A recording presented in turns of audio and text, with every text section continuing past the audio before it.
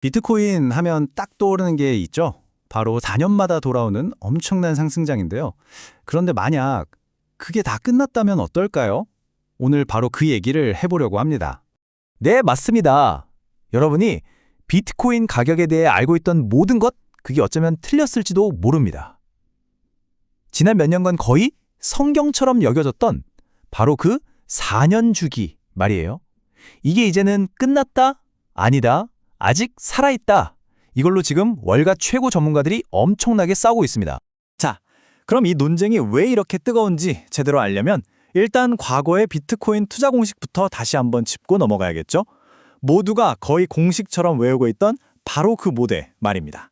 정말 오랫동안 비트코인 가격은요, 이 반감기라는 이벤트에 맞춰서 거의 시계처럼 정말 정확하게 움직였어요. 2013년, 2017년, 2021년 반감기만 지나면 공급량이 딱 절반으로 줄어들면서 가격이 미친 듯이 폭등하고, 그러고 나면 어김없이 아주 깊고 긴 하락장이 찾아왔습니다. 이게 바로 우리가 알던 아주 익숙한 패턴이었죠. 그런데 말이죠. 바로 지금 월가의 최고 전문가들은 이 믿음직했던 공식이 그냥 너덜너덜하게 찢겨져 버린 건 아닌지, 이걸 두고 정말 격렬하게 싸우고 있는 겁니다. 자, 이 논쟁의 양쪽 끝에 누가 있는지 한번 보시죠. 먼저 모더니스트, 즉 현대주의자라고 할 수 있는 비트와이즈의 CIO 맷 호건이 있습니다. 이 사람은 4년 주기는 죽었다고 아주 단호하게 선언했고요. 그 반대편에는 전통주의자 리저브원의 CIO 세바스찬 비가 버티고 서 있습니다. 이 사람은 아니다, 인간의 심리가 살아있는 한 주기는 계속된다고 맞서고 있죠. 맷 호건의 주장을 좀 더 자세히 들어볼까요? 핵심은 이겁니다. 여러분, 이제 판이 바뀌었습니다. 현물 ETF 출시 같은 정말 시장의 판을 통째로 뒤흔드는 거대한 구조적 변화가 생겼다는 거예요. 그래서 더 이상 과거의 방식으로 시장을 분석하는 건 의미가 없다는 거죠. 이제는 완전히 새로운 게임이라는 겁니다. 하지만 세바스찬 비는 여기에 정면으로 반박합니다. 아무리 상황이 변했어도 시장을 움직이는 건 결국 사람이다. 그리고 사람은 예측 가능할 정도로 비합리적이다라고 말하죠. 즉, 인간의 마음속에 있는 탐욕과 공포는 절대 사라지지 않는다는 거예요. 그 증거로 뭘 드냐면요, 바로 최근에 고점에서 30%나 폭락했던 걸 보세요. 변동성이 죽었다고요? 천만에요. 아직 생생하게 살아있다는 거죠. 자, 그럼 이 뜨거운 논쟁의 한가운데서 판도를 완전히 바꿔버린 게임 체인저는 대체 뭘까요? 정답은 의외로 간단합니다. 바로 누가 지금 비트코인을 사고 있는가? 여기에 모든 해답이 있습니다. 이걸 보시면 차이가 확 느껴지실 겁니다. 우리 같은 개인 투자자들은 어때요? 가격이 막 오르면 더 가겠다 하면서 따라 사고, 떨어지면 무서워서 팔죠. 이게 변동성을 키우는 요인이거든요. 그런데 거대한 기관 투자자들은 정반대입니다. 이 사람들은 감정이 아니라 아주 엄격한 전략, 즉 리밸런싱이라는 걸 해요. 포트폴리오 비중을 맞추기 위해서 가격이 내리면 사고, 너무 오르면 파는 거죠. 이게 마치 거대한 배의 닷처럼 시장의 변동성을 꽉 잡아주는 안정제 역할을 하는 겁니다. 그리고 이 그래프를 보면 정말 입이 떡 벌어집니다. 믿어지세요? 최근 1년간 비트코인의 변동성이 요즘 제일 핫한 주식이죠, 엔비디아보다도 더 낮았습니다.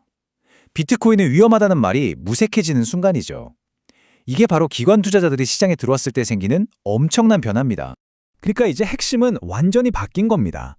월가에서 나누는 대화의 주제가 그래서 비트코인이 대체 뭔데? 에서 좋아, 그럼 이걸 우리 포트폴리오에 몇 %나 담아야 하지? 로 넘어간 거예요.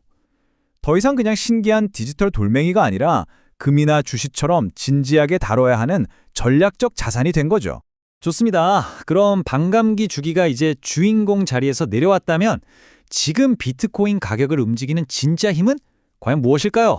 이제 영향력의 순위가 완전히 재편됐습니다.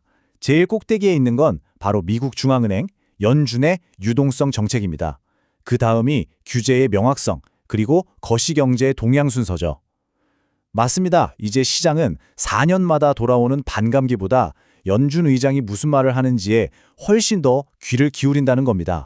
연준 유동성, 말이 좀 어렵죠?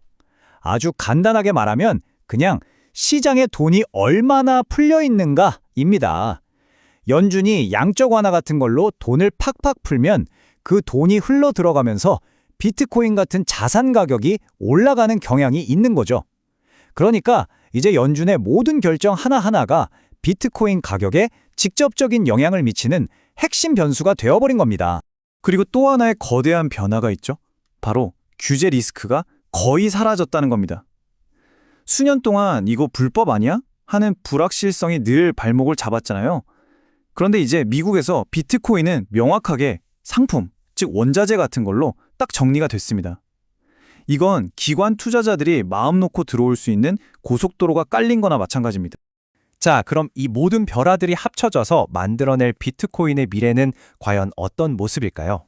결론적으로 두 전문가의 의견을 종합해보면 이런 새로운 현실을 마주하게 됩니다.